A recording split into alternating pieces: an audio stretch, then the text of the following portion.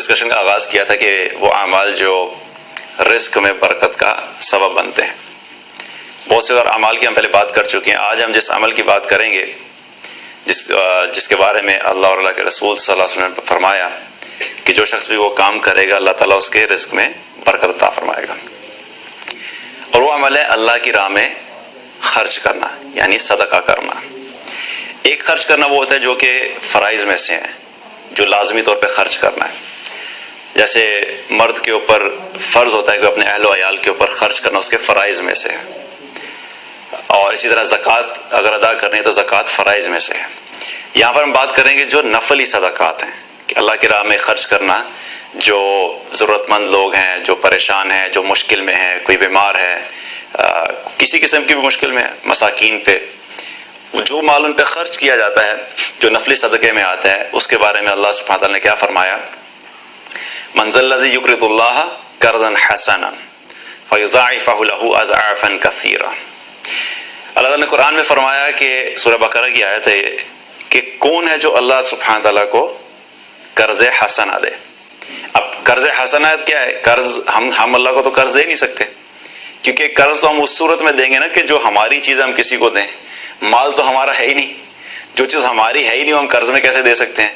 تو مال بھی اللہ نے دیا، لیکن جو دینے والا ہے وہ یہ کہہ رہا ہے کہ کون ہے جو اللہ کو قرض حسنہ، جو مال اللہ نے تمہیں دیا اسی مال میں سے کچھ پیسے اللہ کی راہ میں خرچ کرو. قرض حسنہ سے مراد ہے کہ اللہ کے راستے میں خرچ کرو نفلی صدقات کے اوپر. تو اللہ سبحانہ وتعالیٰ کیا فرماتا ہے کہ جو بھی یہ کام کرے گا اللہ تعالیٰ فرماتا ہے کہ فَيُضَاعِفَهُ لَهُ أَضْعَافًا كَثِيرًا، کہ میں اس کو بڑھا چڑھا کے واپس کر دوں گا. تو اس کی ایک مثال ایسے ہی ہے کہ ہم کسی چھوٹے بچے کو کہیں کہ بیٹا یہ 10 روپے ہیں، یہ جاؤ جا کے صدقہ کرو. جب تم 10 روپے کسی ضرورت مند کو دو گے تو اللہ تعالیٰ تمہیں 10 کے بدلے میں 20 دے دے گا مثال کے طور پہ. اور پھر وہ بچہ جائے اور جا کے وہ 10 روپے دے دے، اور آپ کیا کریں کہ رات کو اس کے تکیے کے نیچے 20 روپے رکھ دیں، اور بچہ جب صبح اٹھے تو تکیے کے نیچے سے 20 روپے ملیں اسے. تو اس کی جو خوشی ہوگی وہ کیا ہوگی؟ اس نے 10 روپے دیے اور اس کو 20 روپے مل گئے. حالانکہ جو 10 دیے تھے وہ بچے کے نہیں تھے، وہ 10 کس نے دیے تھے؟ آپ نے دیے تھے. اور جو 20 وہاں پہ پڑے ہوئے وہ بھی بچے کے نہیں ہیں، وہ کس نے دیے ہیں؟ وہ بھی آپ نے دیے ہیں.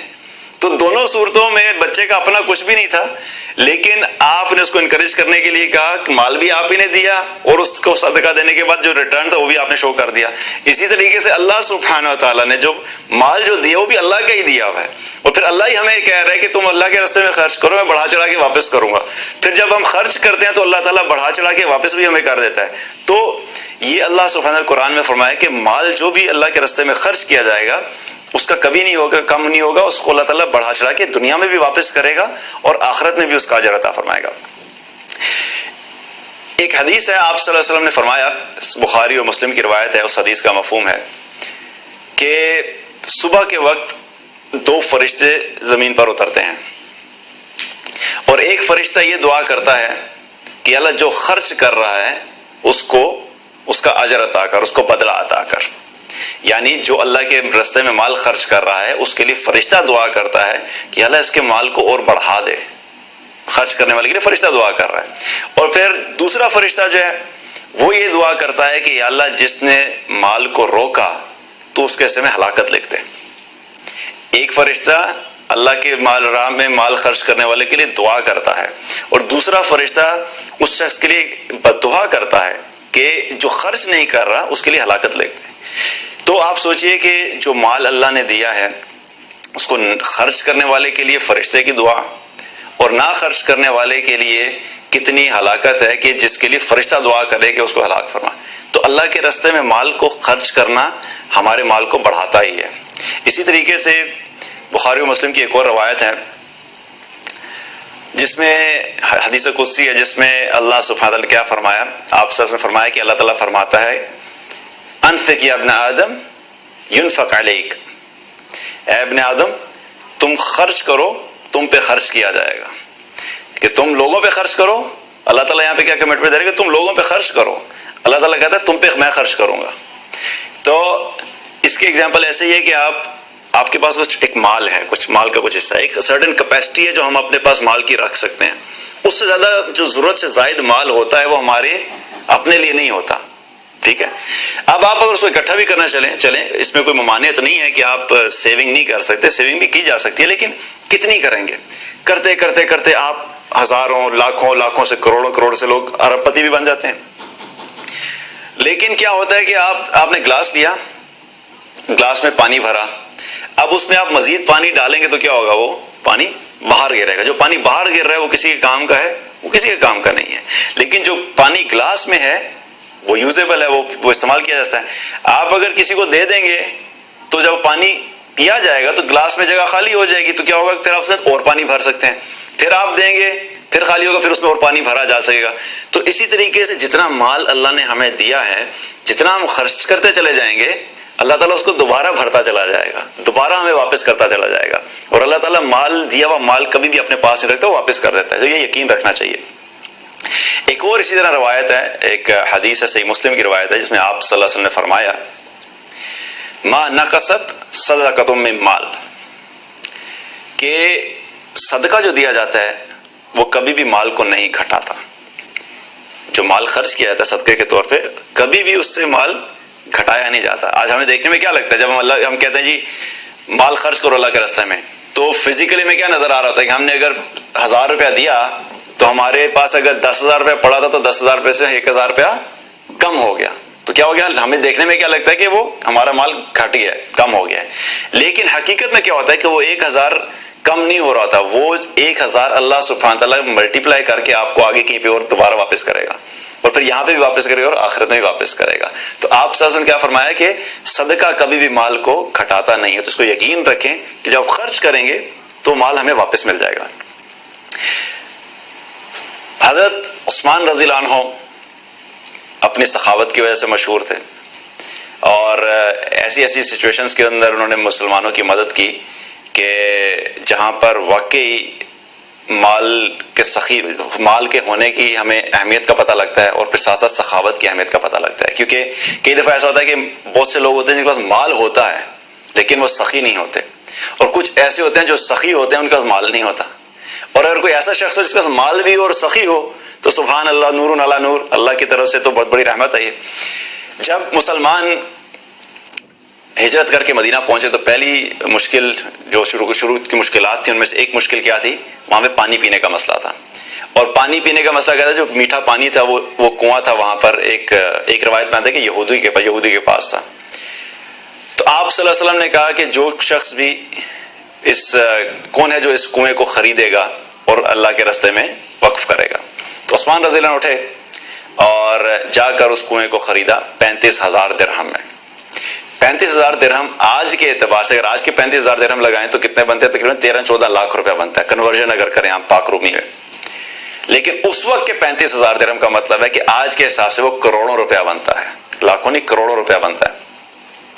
تو وہ جا کے انہوں نے خرچ کیا اور وہ بیر روما کا جو کنواں تھا وہ خرید لیا. اور خریدنے کے بعد آئے اور کہا کہ یا رسول اللہ صلی اللہ علیہ وسلم، یہ میں نے خرید لیا اور یہ میں نے اس کو اللہ کے راستے میں وقف کیا، اللہ کے راستے میں دے دیا. اب کیا ہوا کہ انہوں نے اپنا مال خرچ کر دیا. پھر دوبارہ جب مسجد نبوی کی توسیع کا مسئلہ آیا کہ جب مسلمان بڑھ گئے، وہاں پر لوگ دین کی تعلیم سیکھنے کے لیے، نماز پڑھنے کے لیے زیادہ ہو گئے، تو اس کو بڑا کرنا تھا، اس کی ایکسپینشن کرنی تھی. تو آپ صلی اللہ علیہ وسلم نے وہاں پر ایک زمین کا حصہ تھا، اس کے بارے میں فرمایا کہ کون ہے جو اس کو خرید کے مسجد کا حصہ بنائے گا. پھر عثمان رضی اللہ عنہ اٹھے اور جا کر اس حصے کو خریدا 25,000 درہم میں اور اس کو مسجد کے لیے وقف کیا. پھر اسی طریقے سے غزوہ تبوک کا جب موقع آیا، پھر مال خرچ کرنے کی ضرورت تھی. پھر آپ صلی اللہ علیہ وسلم نے لوگوں سب سے کہا کہ اس وقت تو سب سے یہ کہا گیا تھا کہ زیادہ سے زیادہ مال خرچ کیا جائے اللہ کے راستے میں. تو عثمان رضی اللہ عنہ نے غزوہ تبوک میں 940 اونٹ اور 60 گھوڑے اور 10,000 دینار پھر خرچ کیے.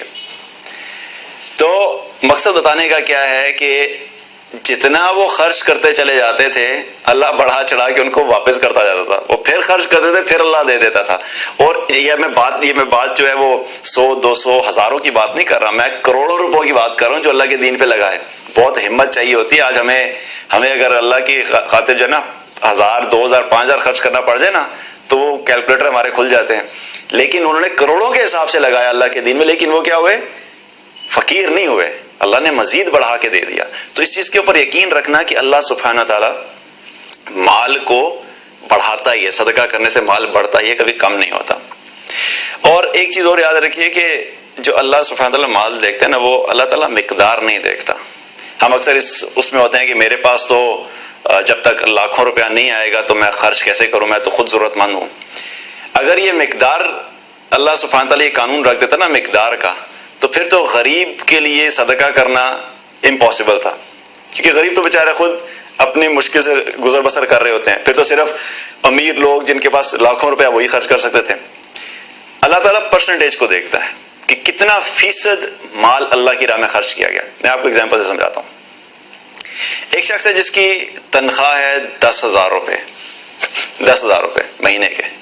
اب 10,000 روپے مہینے کی میں سے وہ اگر خرچ کرنا بھی چاہے تو بامشکل اس کا اپنا ہی گزارا ہوتا ہے, تو وہ 1000 کیا وہ تو 500 روپے نکالنا بھی ایسے شخص کے لیے بہت مشکل ہوتا ہے, کیونکہ 10,000 روپے والی تنخواہ بندے کے لیے اپنا گزارا مشکل سے چل رہا ہوتا ہے. لیکن وہ 10,000 جس کے پاس ہے وہ کہتا ہے کہ میں نے مثال کے طور پہ میں نے 1,000 روپے اللہ کے راستے میں خرچ کر دیا. تو اس نے کتنا خرچ کیا؟ اپنے مال کا صرف 1,000 روپیہ. دوسری طرف ایک شخص ہے جس کی تنخواہ ہے 1,00,000 روپیہ مہینہ, 1,00,000 روپیہ مہینہ. وہ کیا کرتا ہے؟ وہ کہتا ہے میں بھی اللہ کے راستے میں 1,000 روپیہ خرچ کرتا ہوں, یا وہ کہتا ہے میں 2,000 روپیہ خرچ کرتا ہوں.